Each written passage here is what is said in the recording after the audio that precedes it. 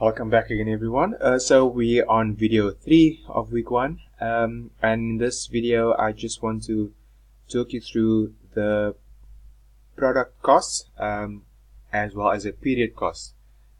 So a product cost is basically all the costs that you incurred in producing inventory or stock, and if we use Apple as an example, so all the manufacturing costs that was used to manufacture an Apple computer would be inventoriable or would be in inventory. So that would be referred to as a product cost. And really what's included in a product cost is all the variable manufacturing costs. We'll discuss the term variable in the next video.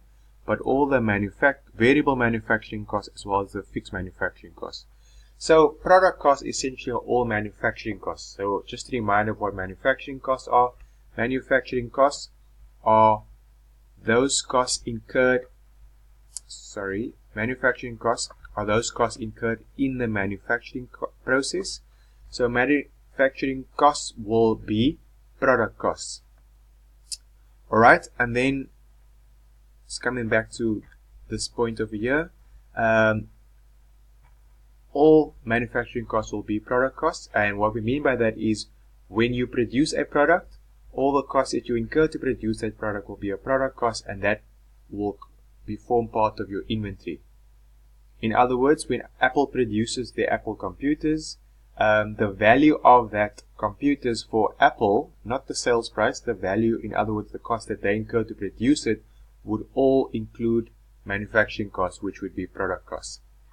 Alright, whereas a period cost, the definition is a cost that is expensed in the period in which it's incurred. So now, how does that differ? Is at a product cost, whereas in other words a inventoriable cost, in Apple's case, all the costs that they incur to produce that Apple computer gets imputed into the cost of the computer, and that computer sits in the warehouse or in the storeroom, and effectively the cost of that Apple computer will only really affect the income statement. In other words, the full cost of that Apple computer will only really affect the income statement when that computer is sold. Before that, it will be in inventory. In other words, it will just be in the warehouse. However, when the computer is sold, we need to account for a cost of sale, and only then does it affect our income statement.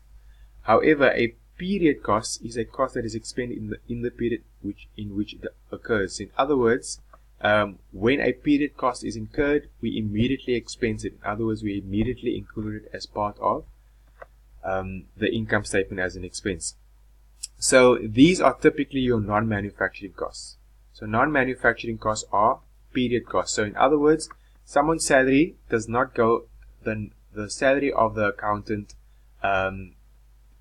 is non-manufacturing, so his salary will not be part of the product. And so therefore, because it's not part of the product, we can immediately expense that salary as an expense. The same with the commission for the guys who are advertising, sales commission. Those costs will not be part of the product. And so we treat those costs as a period cost, and that will be essentially just part of the income statement as an expense.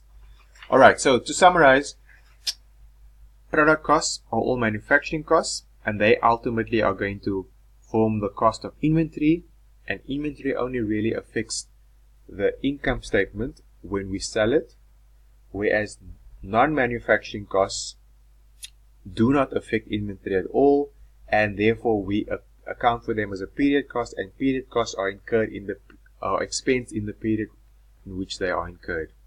Alright, that's it for this video. Check back soon for video 4.